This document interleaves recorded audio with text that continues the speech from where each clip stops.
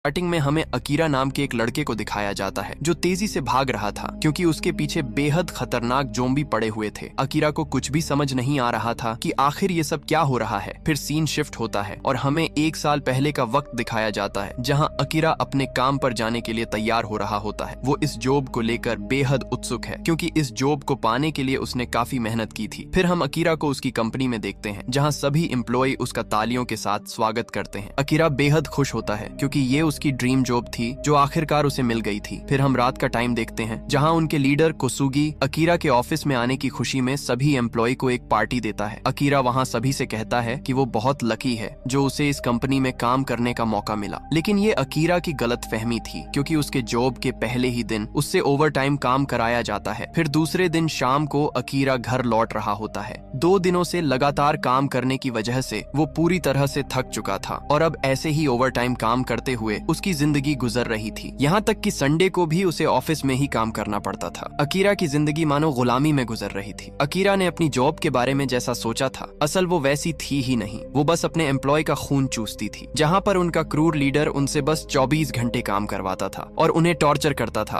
Akira को ऐसे ही काम करते करते 1 साल हो जाता है। फिर एक दिन हम अकीरा को घर पर सोते हुए देखते हैं। थोड़ी देर बाद जब अकीरा अपने ऑफिस के लिए निकल रहा होता है तब वो एक बूढ़े आदमी को देखता है जो एक ज़ॉम्बी बन चुका था। वो बूढ़ा ज़ॉम्बी अकीरा को देखते ही उसकी तरफ आने लगता है। ये देखकर अकीरा घबरा जाता है और वहाँ से भागने लगता है। लेकिन अब चारों तरफ से ज़ॉम्बी उस पर हमला कर रहे थे क्योंकि बिल्डिंग में रहने वाले सभी लोग ज़ॉम्बी बन चुके हैं। अकीरा जैसे तैसे बचते बचाते बिल्डिंग के टेरेस की तरफ भागता है पर वो ज़ॉम्बी वहाँ पर भी आ पहुँचते हैं। समय रहते अकीरा एक रेलिंग कूद जाता है और किसी तरह वो ज़ॉम्बी से बच जाता है। उसे कुछ भी समझ नहीं आ रहा था कि आखिर ये सब हो क्या रहा है। अकीरा देखता है कि चारों तरफ सिर्फ ज़ॉम्बीज का आतंक फैला हुआ है और पूरा शहर इनकी चपेट में आ चुका है। पर अकीरा डरने के बजाय बेहद खुश हो जाता है क्योंकि अब उसे काम पर जाने की जरूरत ही नहीं थी और वो पिछले 1 साल से छुट्टी पर नहीं गया था। इसीलिए अब वो बिना काम की परवाह किए जिंदगी को खुलकर जीना चाहता था। अकीरा अपनी साइकिल उठाकर सड़क पर निकल गया जहाँ पर बहुत सारे ज़ॉम्बी उसके पीछे पड़ जाते हैं। लेकिन अकीरा किसी तरह वहाँ से बच निकलता है। फिर रात को अकीरा अपने कमरे में होता है। वो फैसला करता है कि अगर वो जो चाहता है वो नहीं कर पाया तो इससे अच्छा होगा वो ज़ॉम्बी बन जाए। अकीरा अपनी सारी ख्वाहिशों को एक डायरी में लिखता है, वो काम जो उसने अभी तक नहीं किए थे। अगले दिन अकीरा एक शॉपिंग मॉल पहुंचता है और वहां पर ढेर सारी शॉपिंग करता है। वो सब लेता है जो उसने आज तक नहीं खरीदा था। फिर वो अपने गंदे कमरे की सफाई करने में जुट जाता है क्योंकि उसने पिछले 1 साल से अपने कमरे की सफाई नहीं की थी। उसे कोई परवाह नहीं थी कि दुनिया में ज़ॉम्बी वायरस फैला हुआ है। वो बस अपनी जिंदगी को अच्छे से जी रहा था। अब ऐसा करते हुए उसे 5 दिन बीत चुके थे और अकीरा ने अपनी काफी ख्वाहिशें पूरी कर ली थी। एक दिन अकीरा अपनी बिल्डिंग के टेरेस पर कैंपिंग कर रहा होता है। वो बेहद खुश होता है क्योंकि ये भी उसकी एक ख्वाहिश थी। लेकिन जैसे ही वो खाना खाने लगता है तब उसे पता चलता है कि सोसेस खत्म हो चुका है। इस चीज से अकीरा का ईगो हर्ट हो जाता है और वो सीधा एक शॉप में पहुंचता है जहां पर वो सॉस ले ही रहा था कि तभी अकीरा को शॉप के अंदर से एक आवाज सुनाई देती है। वो ये देखने के लिए आगे बढ़ता है कि अचानक एक लड़की अकीरा पर हमला कर देती है। उस लड़की ने एक हेलमेट पहना हुआ था। उसे लगा कि अकीरा कोई ज़ॉम्बी है। अकीरा उसे समझाता है कि मैं ज़ॉम्बी नहीं हूँ और मैं यहाँ बस सॉस लेने आया था। उस लड़की का नाम शिजुका है और वो भी यहाँ पर जरूरत का सामान लेने आई होती है। शिजुका सामान लेकर अपने घर जाने लगती है। अकीरा उससे कहता है कि मैं अपने घर पर कैंपिंग कर रहा हूँ और अगर तुम आना चाहती हो तो आ सकती हो। इस बात पर शिजुका उसे साफ साफ मना कर देती है और वहाँ से चली जाती है। फिर अगले सीन में हम अकीरा को घर पर देखते हैं। तब उसकी नजर अपने दोस्त केंचो के साथ एक फोटो पर पड़ती है। फोटो को देखकर अकीरा बहुत इमोशनल हो जाता है और उसे बहुत बुरा लग रहा था क्योंकि कुछ समय पहले जब वो दोनों एक बार में बैठे हुए थे तो किसी बात को लेकर इन दोनों के बीच बहुत बड़ा झगड़ा शुरू हो गया। वो झगड़ा इतना बढ़ गया कि दोनों एक दूसरे को मारने पर उतर आए। लेकिन फिर भी अकीरा अपने बेस्ट फ्रेंड केंचो को कॉल करता है और उससे पूछता है कि क्या तुम सेफ हो। इस पर केंचो उसे इमोशनल होकर बताता है कि मैं एक होटल में फंसा हुआ हूँ और यहाँ पर चारों तरफ ज़ॉम्बी हैं, इसलिए अब मेरा मरना तय है। लेकिन अकीरा उसे कहता है कि मैं तुम्हारे पास आ रहा हूँ। इसके बाद अकीरा अपनी बाइक लेकर अपने दोस्त के पास जाने के लिए निकल पड़ता है बिना इस बात की परवाह किए कि इस काम से उसकी जान जा सकती है। रास्ते में बहुत सारे ज़ॉम्बी उसके पीछे पड़ जाते हैं लेकिन जैसे तैसे वो उनसे बचते बचाते वहाँ निकल जाता है और उस होटल तक पहुँच जाता है जहाँ पर उसका दोस्त फंसा हुआ था। लेकिन वहाँ पर बहुत बड़ी संख्या में ज़ॉम्बीज थे और वहाँ से बचकर केंचो तक पहुँचना इतना आसान नहीं था। तभी अकीरा ने एक स्पीकर निकालकर ज़ॉम्बी के बीच फेंक दिया और उसमें म्यूजिक चला दिया जिससे सभी ज़ॉम्बी उस आवाज की ओर अट्रैक्ट होने लगते हैं। इस बात का फायदा उठाकर अकीरा वहाँ से बच निकलता है और अपने दोस्त केंचो के पास पहुँच जाता है। फिर वो दोनों किसी तरह ज़ॉम्बी से बचते हुए वहाँ से निकल जाते हैं। फिर अगले दिन हम अकीरा और केंचो को एक होटल में देखते हैं। यहाँ केंचो अपने मोबाइल में न्यूज देख रहा था जिसमें दिखाया जा रहा था कि दुनिया में हर जगह ज़ॉम्बी फैल चुके हैं। तब अकीरा उसे कहता है कि हमें एक्वेरियम जाना चाहिए क्योंकि वहाँ पर एक शार्क सूट है, एक ऐसा सूट जो शार्क के काटने से बचाता है। अकीरा बताता है कि इस सूट को पहनने के बाद ज़ॉम्बी के काटने का कोई असर नहीं होगा। इस बात से केंचो भी राजी हो जाता है। इसके बाद वो दोनों वहाँ जाने के लिए निकल जाते हैं। रास्ते में उन्हें कुछ लोग दिखाई देते हैं जो भाग रहे थे और उनके पीछे ज़ॉम्बी पड़े हुए थे। बहुत से लोगों को ज़ॉम्बी अपना शिकार बना लेते हैं। अकीरा लोगों की मदद करता है और उन्हें एक शॉप के अंदर बुला लेता है। तभी अकीरा देखता है कि वो लड़की जो उसे एक दिन दुकान पर मिली थी वो ज़ॉम्बियों के बीच फंसी हुई है। अकीरा उसे जल्दी से अपनी तरफ आने को कहता है। लड़की किसी तरह उन ज़ॉम्बियों से बचते बचाते उनके पास पहुंच जाती है और समय रहते वो लोग दुकान का शटर बंद कर देते हैं। अपनी जान बचाने के लिए वो लोग अकीरा का धन्यवाद करते हैं। यहाँ पर हम देखते हैं कि उन लोगों में से एक आदमी के हाथ पर ज़ॉम्बी ने काट लिया था, लेकिन वो अपने जख्म को छुपा लेता है और किसी को कुछ नहीं बताता। फिर कुछ देर बाद हम देखते हैं कि वो सभी लोग मिलकर उस दुकान में पार्टी कर रहे थे। यहाँ केंचो दो लड़कियों के साथ फ्लर्ट करने लगता है और वो तीनों फिर वहाँ से चले जाते हैं। ये देखकर अकीरा को बहुत जलन होती है। अब अकीरा और शिजुका दोनों बातें करने लगते हैं और शिजुका अकीरा के हाथ पर बैंडेज लगाती है क्योंकि उस हड़बड़ी में अकीरा के हाथ पर चोट आ गई थी। तभी अचानक वो आदमी जिसको ज़ॉम्बी ने काटा था उसमें बदलाव होने लगते हैं और वो ज़ॉम्बी बन जाता है। खैर शिजुका और अकीरा किसी तरह वहाँ से बचकर निकल जाते हैं। दूसरी तरफ हम केंचो को देखते हैं जो उन दो लड़कियों के साथ मजे कर रहा होता है। तभी वो ज़ॉम्बी उन पर हमला कर देता है और उन दोनों लड़कियों को काट लेता है। केंचो ये देखकर डर के मारे वहाँ से भाग निकलता है। अब वो दोनों दुकान का शटर खोलने लगते हैं, लेकिन शिजुका उन ज़ॉम्बियों के बीच फंस जाती है। तब अकीरा और केंचो दुकान में पटाखे जलाते हैं जिससे वो ज़ॉम्बी डिस्ट्रैक्ट हो जाते हैं और वो तीनों वहाँ से बाहर निकल जाते हैं। इसके बाद वो लोग एक आरवी में बैठते हैं और वहाँ से बच निकलते हैं। रास्ते में अकीरा शिजुका से कहता है कि हम लोग एक्वेरियम जा रहे हैं और तुम्हें हम वहाँ पर छोड़ देंगे। इस पर शिजुका भी उसकी बात मान जाती है। लेकिन इस सफर के दौरान ये लोग कई मजेदार चीजें करते हैं, जैसे सर्फ बोर्ड पर योगा करना, पैराग्लाइडिंग करना, जंगल में कैंपिंग करना और आखिर में हॉट स्प्रिंग जाना। अब शिजुका का भी इनसे अलग होने का मन नहीं करता। ये लोग वहाँ खूब मजे करते हैं। कुछ दिनों के बाद ये लोग एक्वेरियम पहुंच जाते हैं, लेकिन सड़क पर किसी ने कील बिछा रखी होती है जिससे इनकी आरवी का टायर पंचर हो जाता है और अकीरा बेहोश हो जाता है। अब जब अकीरा को होश आता है तो उसके सामने उसका चीफ कोसुगी खड़ा होता है। दरअसल जब ज़ॉम्बी वायरस फैल रहा था तब कोसुगी यहाँ पर एड शूट करने आया था और यहीं रुक गया था क्योंकि इस जगह पर ढेर सारा खाना मौजूद था। उसने इस पूरे एरिया को अपनी कंपनी जैसा बना लिया था और लोगों की मदद करने के बदले उनसे जमकर काम करवाता था। अकीरा देखता है कि केंचो और शिजुका को भी जबरदस्ती काम पर लगा दिया गया है। कोसुगी बताता है कि मेन गेट पर ढेर सारे ज़ॉम्बी बंद करके रखे गए हैं जो सिक्योरिटी का काम करते हैं ताकि कोई बाहर का आदमी खाना चुराने की हिम्मत न कर सके। जब सप्लाई लेने बाहर जाना होता है तो माइक्रोफोन से आवाज देकर सारे ज़ॉम्बी एक तरफ बुला लिए जाते हैं और ट्रक आराम से अंदर बाहर हो जाता है। कोसुगी अकीरा को धमकी देता है कि या तो फिर से उसके लिए काम करे वरना उसके दोस्तों को बाहर फेंक दिया जाएगा जहां ज़ॉम्बी उन्हें मार डालेंगे। दोस्तों की खातिर अकीरा फिर से गुलामी मान लेता है। केंचो को ये बिल्कुल पसंद नहीं आता क्योंकि उन्हें बहुत कम खाना दिया जाता है, जबकि कोसुगी और उसकी टीम ऐश कर रही थी। एक आदमी केंचो को समझाता है कि चुप रहो वरना सबको बाहर फेंक दिया जाएगा। उसकी प्रेग्नेंट बीवी को देखकर केंचो चुप हो जाता है। अगले दिन सप्लाई ट्रक में गलती से एक ज़ॉम्बी अंदर आ जाता है और अफरा तफरी मच जाती है। बाकी ज़ॉम्बी भी आजाद होकर एक्वेरियम में घुस आते हैं, यहाँ तक कि एक शार्क भी कुछ ज़ॉम्बी खा जाती है। इसी बीच एक आदमी केंचो और शिजुका को पार्किंग एरिया में ले जाकर कहता है कि वे कोई भी कार लेकर भाग सकते हैं। अंदर शिजुका और केंचो अकीरा को समझाते हैं कि गुलामी छोड़कर उनके साथ चले और अपनी बकेट लिस्ट पूरी करे। अकीरा को अपनी गलती समझ आ जाती है और वो कोसुगी की गुलामी से साफ इनकार कर देता है। कहता है कि ऐसे जीने से बेहतर है ज़ॉम्बी बन जाना। तभी ज़ॉम्बी उस कमरे में भी घुस आते हैं और कोसुगी अपने ही साथियों को आगे धकेल कर भागने लगता है। अकीरा और केंचो बाकी सभी लोगों को एक सेफ कमरे में ले जाते हैं, लेकिन तभी अकीरा को याद आता है कि उसका चीफ कोसुगी तो बाहर ही फंसा हुआ है। वो लोग उसे बचाने वापस जाते हैं। तभी पानी में से एक भयानक शार्क बाहर निकलती है जो असल में एक ज़ॉम्बी बन चुकी होती है। पहले तो सबको लगता है कि जमीन पर शार्क कुछ नहीं कर पाएगी, लेकिन तभी उसके पेट से उन इंसानों के पैर बाहर निकल आते हैं जिन्हें उसने खाया था और वो चलना शुरू कर देती है। डर के मारे सब लोग वापस कमरे में लौट आते हैं, लेकिन कोसुगी अब भी बाहर ही था। इसलिए अकीरा एक बार फिर उसे बचाने निकलता है और इस बार वो वही शार्क सूट पहन लेता है जिसे लेने वो यहाँ आए थे। काफी देर तक ज़ॉम्बी और शार्क के साथ जबरदस्त लड़ाई होती है। फिर शिजुका 2 माइक्रोफोन चालू करके पानी में फेंक देती है जिससे ज़ॉम्बी उसी ओर कूद जाते हैं, मगर शार्क अब भी जिंदा रहती है। तब शिजुका एक प्लान बनाती है कि बैटरी हाथ में पकड़कर शार्क की नाक पर मुक्का मारा जाए क्योंकि वो उसका सबसे सेंसिटिव पॉइंट है। आखिरकार अकीरा शार्क की नाक पर जोरदार वार करता है। बैटरी से पूरे शरीर में करंट फैल जाता है और शार्क वहीं मर जाती है। इसके बाद सभी लोग उस जगह को छोड़ देते हैं और अकीरा, केंचो और शिजुका अपने आरवी में निकल पड़ते हैं। रास्ते में केंचो भी अपनी बकेट लिस्ट में नई ख्वाहिशें लिखता है और इसी तरह ये तीनों एक नए सफर की शुरुआत करते हैं हैं। इसी के साथ ये कहानी यहीं खत्म हो जाती है। दोस्तों वीडियो पसंद आए तो लाइक और सब्सक्राइब जरूर करना। मिलते हैं अगली वीडियो में।